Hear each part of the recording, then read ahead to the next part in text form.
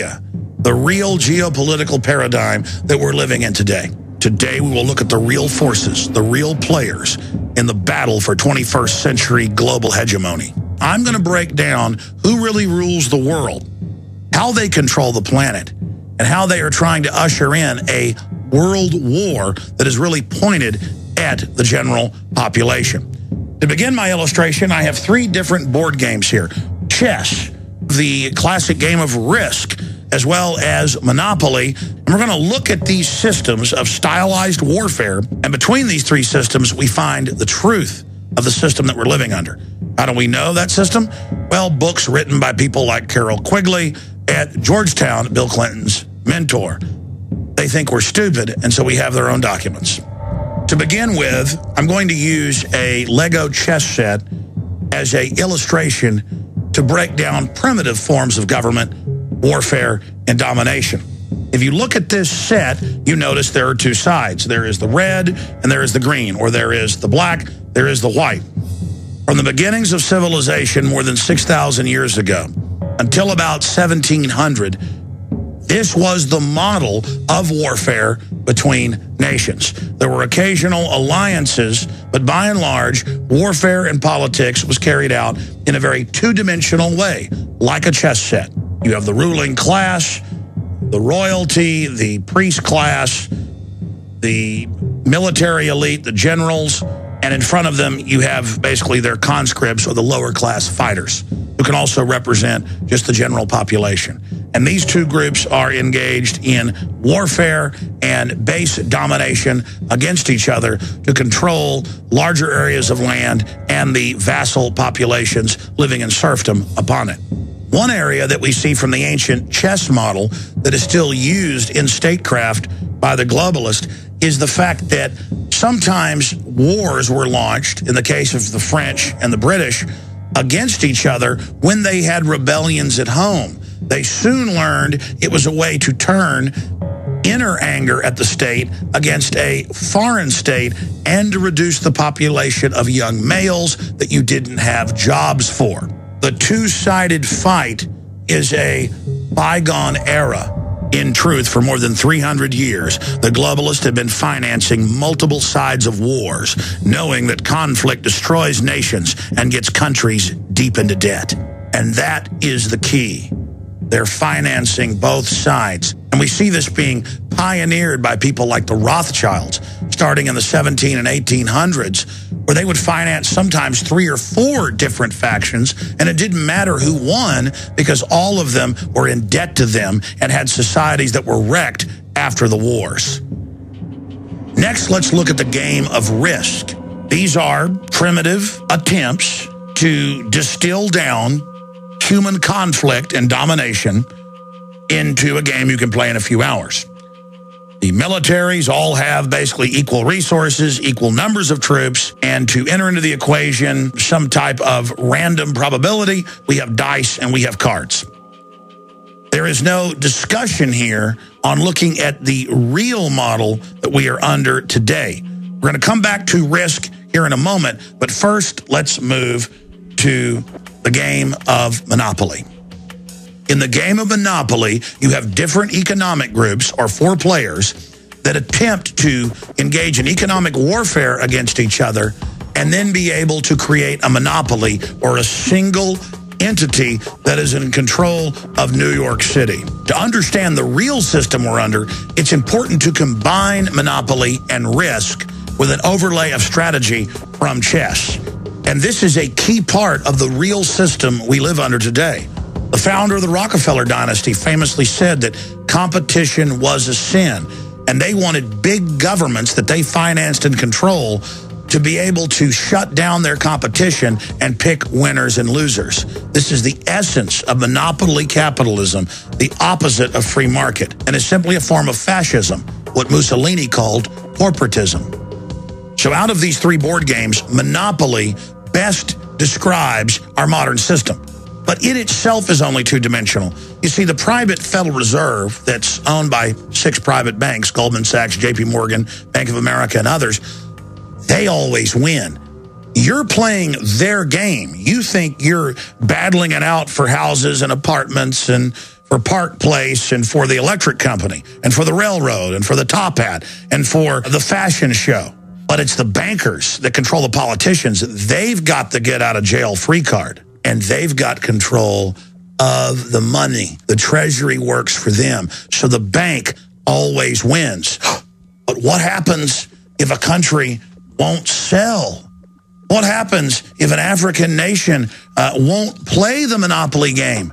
Or what happens if a Middle Eastern country doesn't want to be part of the modern bankster system based in London and New York? Well, then that's where risk comes in, because they want to be able to take you over through economic espionage, as John Perkins has written in his bestseller, Confessions of an Economic Hitman. But if they can't, this is in all the official CIA and State Department documents, they will then come and finance your neighbor to attack you. So Libya's not playing ball. It's building up and industrializing all of Africa. You want a global monopoly. You just play countries off against each other. You're a globalist. You've made yourselves exempt with diplomatic immunity at the United Nations. Who set that up? The robber barons. What do? You just have Al-Qaeda come out of Egypt into Libya, ethnically cleanse, blow up most of the infrastructure, knock out Gaddafi, and now they have to come to you and borrow money out of your bank to rebuild, and you own and control everything. And guess what? If you want to get that welfare check, well, you got to take the vaccines, which, by the way, sterilize you. So they're using the strategy of chess, but they're employing it through a monopolistic system where they have a monopoly on the issuance of currency and credit, and they also have the biggest militaries on earth from the United States and Europe, controlled and dominated 100% by them. They've announced that we're totally their slaves, and they have such disdain for us, they use our supposed enemy Al-Qaeda against the Russians, against the Serbs, and now against other Middle Eastern nations, while simultaneously telling us we need military-style occupation within our countries by the TSA and the military to keep us safe from Al-Qaeda, who they sponsored and created. And remember, the banksters are openly crowing and bragging that they have conquered you through monopoly capitalism. The question is, do we all work for central bankers? That's what I want to address to our guest tonight. Is this global governance at last? Is it one world, the central bankers in charge? Aren't we all just living and dying for what the central banks do? To answer your question, we are absolutely slaves to central banks. And they weren't able to do this because they had better products. They were able to do it because they created, through fractional reserve banking here in the U.S. and similar systems worldwide, unlimited free credit for themselves, which they then loan out to you at interest. But that wasn't enough of a fraud for them. In the last 20 years, they've deployed derivatives, completely made up counterfeit instruments to the tune of more than 1.5 quadrillion. That's 1,500 trillion. With that counterfeit money, they were able to buy up all of their competition, pay off the governments, and dominate defense industries as well as media to carry out their propaganda. And herein lies the big secret that they don't want you to know. The big secret hiding in plain view. We think about nations and continents and cultures. But in truth, the globalists, the bankers who have unlimited money, they're waging war against anyone else that has any assets because they want everyone to be impoverished, so you have to go to them and so that you have to follow all of their orders so they can control human development and society. In the past, they would brag about their real political system in fictional accounts, in movies like Network. Let's analyze a clip of that. There is no America. There is no democracy. There is only IBM and ITT and AT&T and DuPont, Dow, Union Carbide, and Exxon. One vast and ecumenical holding company for whom all men will work to serve a common profit, in which all men will hold a share of stock. Oh, there are no more peoples. There are no more nations, Mr. Beale. Each one of us has one piece of stock in the global system, one ecumenical giant global government. Except one thing, that big global corporate system they've been selling us on doesn't want us to even be alive. It's designed to consolidate control and then slowly cut off the resources while the banksters themselves pose as the saviors, selling people on getting deeper into the tyranny, and the pain will stop. When at the end of the tunnel is nothing but global extermination and eugenics so that these selfish, greedy scam artists can have the world and all of the incredible technology and life extension for themselves. And that's the big secret here. You have been warned. I'm Alex Jones signing off for Infowars.com.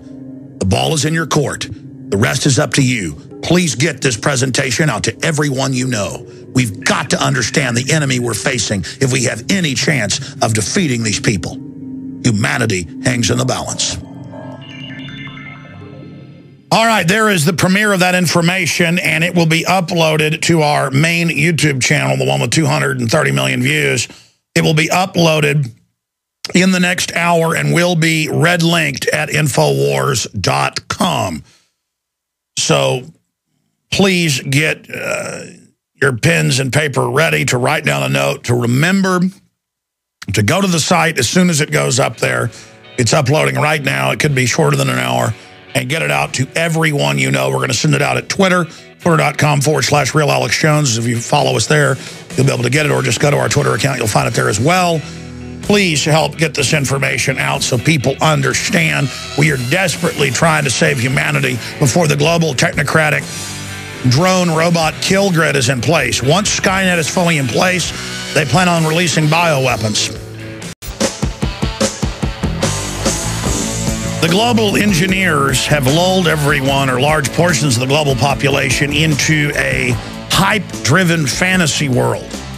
But as the real world implodes around them, people are going to be more apt to get out of fantasy land and join us in reality and come in for the big win against the globalist.